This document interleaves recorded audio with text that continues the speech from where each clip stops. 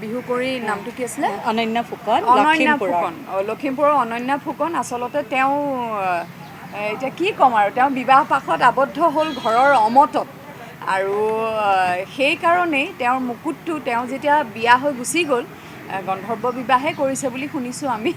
বিয়া হৈ গুচি গ'ল মুকুটটো ঘৰত থাকি গ'ল এতিয়া মাতৃৰ ইমানেই খং উঠিছে মাকৰ জীয়েকৰ ওপৰত সেই মুকুটটো এতিয়া আমাক নিদিয়ে এইটো এটা আচলতে ভীষণ ডাঙৰ কথা আমি সংবাদ মাধ্যমৰ জৰিয়তে তেখেতলৈ অনুৰোধ জনাইছোঁ যদি বাইদেউ আপুনি এই নিউজটো দেখে আমি গুৱাহাটী বিহু সন্মিলনীৰ তৰফৰ পৰা হাতযোৰ কৰি আপোনাক অনুৰোধ জনাইছোঁ মুকুটটো আমাক ঘূৰাই দিলে আমি ভাল পাম কিয়নো এইটো এটা চলন্ত মুকুট জয়া শইকীয়া দুৱৰা বাইদেৱে তেখেতৰ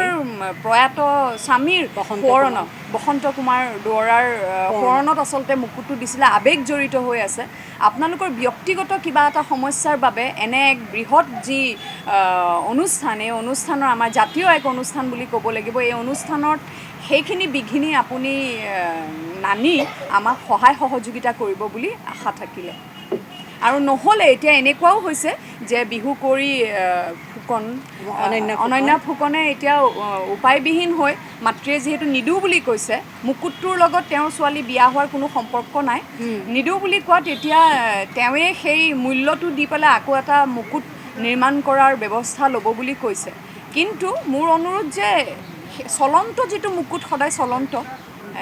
সংবাদ মাধ্যমে যদি এইখিনি আমাক সহায় কৰে এই বাৰ্তা প্ৰেৰণ কৰি বিজুমণি ফুকন মাতৃৰ নাম এতিয়া সেয়াই হ'ল যে অনন্যাই সেই মূল্যটো দি পেলাই পুনৰ এটি মুকুট নিৰ্মাণ কৰাৰ আমাক সহায় কৰি দিম বুলি কথা দিছে কিন্তু আমি তথাপিও চলন্ত মুকুটটো পালে আমি ভাল পাওঁ বেছি ভাল আমি এনেকুৱা যিহেতু এইটো এটা জাতীয় উৎসৱ নহয় আমি আইনৰ সহায় ল'ব বিচৰা নাই এইটো মানে এটা তেনেধৰণৰ এটা লাইনত যাব খোজা নাই আমি কাৰণ বিহু হৈছে আৱেগ তেওঁৰো এক আৱেগ জীয়েকক লৈ পেলাই যে এনেকুৱা এটা কৰিলে অমতত তেওঁ দুখ পাইছে কিন্তু এই দুখত আচলতে আমি ৰাজহুৱা এটা অনুষ্ঠান হেৰি হ'ব নালাগে ব্যাঘাত জন্মিব নালাগে